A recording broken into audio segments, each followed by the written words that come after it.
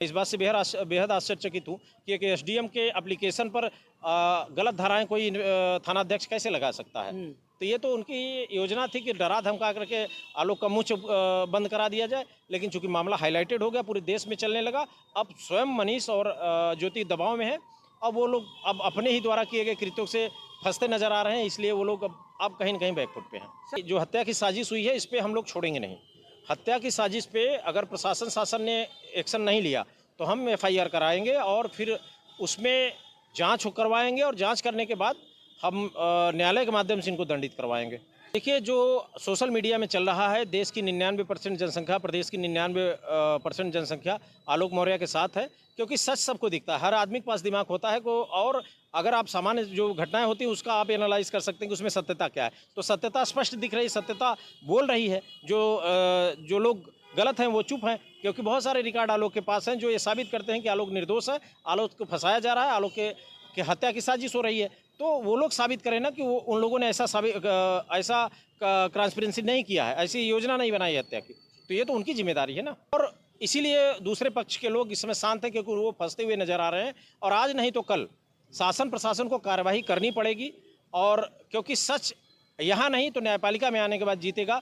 और चाहे मामला सिविल कोर्ट का हो, चाहे मामला फैमिली कोर्ट से होते हुए हाई कोर्ट तक आए, चाहे सुप्रीम कोर्ट तक जाए, सच हमेशा जीतता है। थोड़ा संघर्ष करता है, आलोक संघर्ष कर रहे हैं, जीत हमारी होगी। तो नमस्कार, बहुत बहुत स्वागत है आप सब लोगों का दर्शक न्यूज़ 24 में। बता दें कि आज हमारी मौजूदगी प्रयागराज में है, और प्रयागराज की अगर बात करें तो बता दें कि प्रयागराज में इन दिनों बड़े चेहरे के रूप में उभर कर सामने आए आलोक मौर्य के अधिवक्ता, यानी कि काफ़ी तेज तर्रार और विद्वान प्रखर अधिवक्ता उच्च न्यायालय प्रयागराज के, जिनका नाम हृदय लाल मौर्य जी है। और बता दें कि वो आलोक मौर्य के केस को डील कर रहे हैं, लीड कर रहे हैं। तो आइए उनसे जो है परिचर्चा करते हैं और जानते हैं आलोक मौर्य जी का जो केस है वो इन दिनों किस स्टेटस पर है। और बता दें कि लोगों को दिमाग में अक्सर यह बात जो है चलती रहती है कि इन दिनों जो आलोक मौर्य और उनके पत्नी एसडीएम ज्योति मौर्य का जो मामला है, दरअसल इस वक्त किस स्टेज पे है और उस मामले को लेकर क्या कार्रवाई प्रचलित है, कार्रवाई कहां तक हो चुकी है। तो इन सारे मुद्दों पर जो है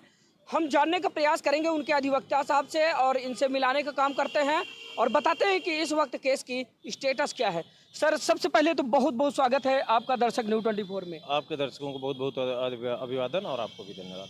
सर, जैसा कि पिछले बयान में हमने आपसे बातचीत की थी, तो उस दरमियान आपने जो केस का स्टेटस बताया था उसको दर्शकों ने देखा था और काफ़ी सराहा भी था, आपकी तारीफ भी काफ़ी हुई थी कि जिस तरह से आप केस को लीड कर रहे हैं, और जो आपकी निर्भीकता है वो उभर कर जो प्रकाश में आई है आम लोगों के समक्ष।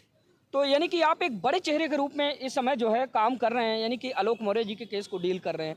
तो अभी का जो स्टेटस है, इससे पहले जो हमने बातचीत की थी आपसे, तो उस समय से आज तक का माहौल क्या है? देखिए, अभी जो आपने उस केस के बाद ही बात की थी, उसमें अभी कोई डेवलपमेंट नहीं हुआ है। जो डेवलपमेंट हुआ होगा वो इन्वेस्टिगेशन में हुआ होगा, जो कि प्रशासन ने अभी इन्वेस्टिगेशन जारी रखा है, जो कर रही है। और ऑलरेडी प्रशासन ने जो प्राइमरी इन्वेस्टिगेशन था उसका रिपोर्ट शासन को भेज दिया था। अभी उसमें क्या डेवलपमेंट हुआ है ये तो प्रशासन ही बता सकता है, और केस अभी भी उसी स्थिति में है, क्योंकि जब तक नया डेट पे बहस नहीं होगी तब तक उस केस में कोई डेवलपमेंट नहीं माना जाएगा। तो हम इंतजार करेंगे अगली डेट का, जब वहाँ पे बहस हो, और तब उसको आगे कुछ समझा जाएगा। आमतौर पर सर, तरह तरह के लोगों के कमेंट आ रहे हैं और तरह तरह के वायरल न्यूज़ चलाई जा रही हैं, जिसमें कि अभी एक नया ऑडियो जो है वायरल हो रहा है, जिसमें ज्योति मौर्य जी मनीष दुबे से बातचीत करती नज़र आ रही हैं, और ऐसा कुछ करके आलोक मौर्य जी के ही बारे में बातचीत। तो इस ऑडियो की कितनी पुष्टि आप करते हैं? देखिए, मुझे जो लग रहा है कि ये जो दो लोग बात किए होंगे, जो मीडिया में जा सकता है वो आलोक मौर्य और ज्योति मौर्य की बात जा सकती है, क्योंकि ज्योति आलोक मौर्य उसमें पीड़ित है। अब मनीष दुबे और ज्योति का ऑडियो रिकॉर्डिंग मुझे नहीं लग रहा है कि सोशल मीडिया में चल सकता है या मीडिया में चल सकता है, क्योंकि वो दोनों मीडिया में आ नहीं रहे हैं, तो अपना स्टेटमेंट क्यों देंगे। तो मेरा अपना मानना है कि जो ये सब चल रहा है वो ज़्यादा संभावना है कि वो फेक होगा। अब मैंने सुना तो नहीं है, क्योंकि मैं थोड़ा व्यस्तता में अपने काम से समय निकलता है, तो मैं अपने काम को देखता हूँ, और मैंने जो भी आलोक से मेरी बात होती है तो वो उनके द्वारा जो बताया जाता है वही मैं समझ पाता हूँ। तो मुझे नहीं लग रहा है कि वो उस तरीके के जो ऑडियो अभी चल रहे हैं सोशल मीडिया में या मीडिया में वो फेक होंगे। हमें ऐसा लग रहा है वो फेक ही हैं। सर, लाखों करोड़ों लोगों की जो उम्मीदें हैं वो आपसे जुड़ी हुई है, क्योंकि ज़्यादातर सहानुभूति आलोक मौर्य जी के समक्ष होती दिखाई दे रही है, उनके पक्ष में होती दिखाई दे रहे हैं। तो आमतौर पर जो लाखों करोड़ों लोगों की जो उम्मीदें हैं, तो वो उम्मीदें कितने सच साबित होने वाली हैं आमतौर पर? देखिए, जो सोशल मीडिया में चल रहा है, देश की 99% जनसंख्या, प्रदेश की 99% जनसंख्या आलोक मौर्य के साथ है, क्योंकि सच सबको दिखता है। हर आदमी के पास दिमाग होता है को, और अगर आप सामान्य जो घटनाएं होती हैं उसका आप एनालाइज कर सकते हैं कि उसमें सत्यता क्या है। तो सत्यता स्पष्ट दिख रही है, सत्यता बोल रही है। जो लोग गलत हैं वो चुप हैं, क्योंकि बहुत सारे रिकॉर्ड आलोक के पास हैं जो ये साबित करते हैं कि आलोक निर्दोष है, आलोक को फंसाया जा रहा है, आलोक के हत्या की साजिश हो रही है। तो वो लोग साबित करें ना कि वो उन लोगों ने ऐसा ट्रांसपेरेंसी नहीं किया है, ऐसी योजना नहीं बनाई है हत्या की। तो ये तो उनकी जिम्मेदारी है ना।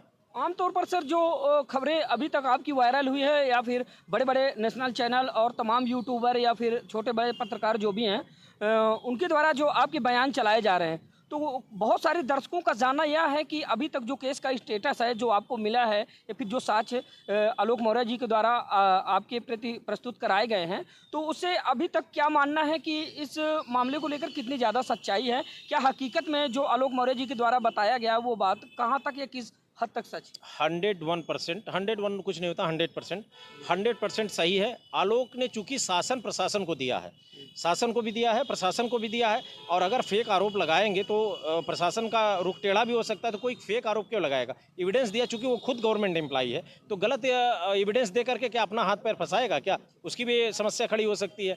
तो आलोक ने जो भी रिकॉर्ड दिए हैं शासन प्रशासन को, सब सही है, और इसीलिए दूसरे पक्ष के लोग इस समय शांत हैं, क्योंकि वो फंसते हुए नजर आ रहे हैं। और आज नहीं तो कल शासन प्रशासन को कार्रवाई करनी पड़ेगी, और क्योंकि सच यहाँ नहीं तो न्यायपालिका में आने के बाद जीतेगा। और चाहे मामला सिविल कोर्ट का हो, चाहे मामला फैमिली कोर्ट से होते हुए हाई कोर्ट तक आए, चाहे सुप्रीम कोर्ट तक जाए, सच हमेशा जीतता है। थोड़ा संघर्ष करता है, आलोक संघर्ष कर रहे हैं, जीत हमारी होगी। सर ज़्यादातर बातें हो रही है आलोक मौर्य और एसडीएम ज्योति मौर्य के 16 समझौते को लेकर कि वो दिन जरूर आएगा जब ये दोनों लोग 16 समझौता कर लेंगे, और लोगों की उम्मीदें भी टिकी हुई। ज़्यादातर लोग ये चाहते हैं कि परिवार बिखरे नहीं, या फिर अभी तक जो हुआ उन सारे कारनामों पर जो है एक मतलब कि धूल डालकर जो है उसको वहीं पर भुला दिया जाए, और वो दोनों पक्ष एक हो जाए। हालांकि इसमें जो तीसरा अहम किरदार है उसको जो है पनिशमेंट जरूर मिलनी चाहिए। तो क्या लगता है कि अभी ये दोनों एक हो सकते हैं? देखिए, ज़्यादा संभावना नहीं है, लेकिन संभावना ख़त्म भी नहीं हुई है। थोड़ी संभावना अभी बची हुई है, क्योंकि हमारी तरफ से हमारे क्लाइंट लगातार प्रयास कर रहे हैं कि परिवार बच जाए। मेरे भी द्वारा स्टेटमेंट दिया जा रहा है कि बच जाए। मैं चाहता हूं व्यक्तिगत रूप से, और एज अ लीगल एडवाइज़र भी मैं चाहता हूं कि ये परिवार बच जाए। और अगर दूसरे पक्ष से पहल नहीं होगी तो उस समय फिर कोर्ट का निर्णय ही सर्वोच्च होगा, सर्वमान्य होगा। हम उम्मीद कर रहे हैं कि ये बच जाए तो बेहतर है। ज़्यादातर सर बातें ये निकल कर आ रही हैं कि एसडीएम ज्योति मौर्य कतई राजी नहीं हैं, या फिर कतई इस बात को जो है स्वीकारने से नकार रहे हैं कि हम जो है एक हो पाएंगे। अब ये तो वो ज़्यादा मीडिया में आके बोली नहीं है। अगर कहीं बोली होंगी तो अब उस समय आप लोग तय कर लीजिए। हमारी जानकारी में तो ऐसा कुछ है नहीं, लेकिन उस पक्ष से बहुत सहमति दिख नहीं रही है। सर सबसे बड़ा सवाल यह है कि अगर मान लीजिए समझौता इन लोगों का हो जाता है तब तो ठीक, अगर नहीं होता है तो उसके बाद क्या होने वाला है? देखिए, उसके बाद तो फिर जो भी रेमेडी होगी वो देखा जाएगा, क्योंकि जो हत्या की साजिश हुई है इस पे हम लोग छोड़ेंगे नहीं। हत्या की साजिश पे अगर प्रशासन शासन ने एक्शन नहीं लिया तो हम एफआईआर कराएंगे, और फिर उसमें जांच करवाएंगे, और जांच करने के बाद हम न्यायालय के माध्यम से इनको दंडित करवाएंगे। अभी तक ऐसे कौन से सबसे बड़े साक्ष्य आपको मिले हैं जिसके तहत ऐसा लगता है कि न्याय मिल पाएगा, या फिर जो दोषी हैं, इसके जो मुख्य आरोपी हैं, उन पर जो है कड़ी से कड़ी कानूनी कार्रवाई हो पाएगी? एविडेंस के रूप में तो चैटिंग है जी। दूसरी बात, आलोक को फ़ोन करके धमकाया गया है कि रास्ते से हट जाओ नहीं बुरा हो जाएगा। एक वॉइस रिकॉर्डिंग मैंने भी सुनी है इसी तरीके का, जो ओरिजिनल है। मैं उस पर कुछ नहीं कहूँगा, ज़रूरत पड़ेगी तो कोर्ट में पेश किया जाएगा। तो जिस तरीके से हटाने की धमकी दी गई है और न हटने पर परिणाम भुगतने की बात कही गई है, ये पर्याप्त सबूत है कि हम उनको सज़ा दिलवा ले जाएंगे। ज़्यादातर सर इस मामले में लोग इस बात से तुलना करते नज़र आ रहे हैं कि कहीं ना कहीं जो एसडीएम ज्योति मौर्य के अधिवक्ता हैं और आप तो आलोक मौर्य जी के अधिवक्ता हैं, तो आप दोनों में क्या कोई सामंजस्य बनता है, या फिर मेल-जोल होता है, या फिर इस बात को लेकर, इस मामले को लेकर कोई बातचीत होती है? देखिए, वकील का कोई न एंटी होता है ना, हम अधिवक्ता कभी किसी का विरोधी सपोर्टर नहीं होता। हम लोग अब वैसे तो अभी मिले नहीं हैं, लेकिन वकील साथ में ही बैठता उठता है। हम अपने केस को ईमानदारी से लड़ते हैं, वो अपने केस को ईमानदारी से लड़ते हैं। तो उनकी तरफ से अभी तक कोई पहल तो ज़्यादा हमको दिख नहीं रही है। एक दिन पहले दिन 11 तारीख को शाम को आलोक को फ़ोन गया था कि हम कोशिश करेंगे, उसके बाद कोई अभी डेवलपमेंट नहीं हुआ है। नहीं हुआ। तो अभी जो साक्ष्य संकलन अभी तक जो जुटाए गए हैं उससे ये लगता है कि आलोक मौर्य जी को न्याय मिल पाएगा, क्योंकि जिस तरह से उन्होंने रोया था मीडिया के सामने आकर, प्रत्येक लोगों का जो जिनकी सहानुभूति अमूमन आलोक मौर्य जी की तरफ थी, उनका हृदय कहीं ना कहीं विदीर्ण हो गया था। फिर बड़े चेहरे के रूप में उभर कर आप सामने आए, तो क्या इससे पहले सर कभी आपने कोई इतना बड़ा केस हैंडल किया था? नहीं, केसेस तो हम लोग देखते रहते हैं, चूंकि मेन प्रैक्टिस मेरी हाई कोर्ट की है और मैं आपको बता दूं तमाम लोग मुझे उस पर चला रहे हैं। मैं बेसिकली लीगल एडवाइजर हूं और असिस्ट कर रहा हूं कमला शंकर पांडे जी को। तो अभी तक इस तरीके से केसेस तो बहुत आए, केसेस ऐसे भी बड़े आए, बड़े बेल भी करवाए हमने, लेकिन इस तरीके से हाईलाइटेड केस अभी तक मेरे पास नहीं था। जो नहीं, केस कोई बड़ा हुआ इस तरीके का नहीं होता, केस तो अभी बहुत प्राइमरी स्टेज में है। केस हाईलाइटेड ज़्यादा हुआ, केस तो इससे भी बड़े हमने देखे हैं, इसमें भी बड़े केसेस में हमने बहस किया है, लेकिन हाईलाइटेड नहीं हुआ। जो भी केसेस बड़े होते हैं उसमें आया मामला, हम लोगों ने अपना बहस किया, जो ऑर्डर होना था वो हो गया, तो लोग ज़्यादा जाने नहीं। लेकिन चूंकि सोशल मीडिया और मीडिया में केस ज़्यादा चल रहा है इसलिए हाईलाइटेड है। ऐसा नहीं कि इस तरीके की पहली घटना, ऐसी घटनाएं होती रहती हैं, लेकिन चूंकि ये थोड़ा भावनात्मक पक्ष हो गया और आलोक के संघर्षों का परिणाम रहा कि उसने अपनी पत्नी को एसडीएम बनाया, इसलिए देश की सहानुभूति आलोक के साथ है। केस कोई बहुत बड़ा छोटा नहीं होता, केस आते रहते हैं, केस चलता रहता है। सर आमतौर पर लोग बाग, जैसे कि कई अधिवक्ताओं से हमने बयान लिया, तो उसमें से कुछ अधिवक्ता बंद हुए, फिर कुछ ऐसे लोग थे कि आलोक मौर्य ने भी गलत किया है, उनको जो है मीडिया के सामने आकर अपनी पत्नी का जो मान सम्मान था इस तरह से उछालना नहीं चाहिए था। देखिए, हम लोग तो अधिवक्ता हैं, हमारा आपस में व्यक्तिगत विरोध नहीं होता।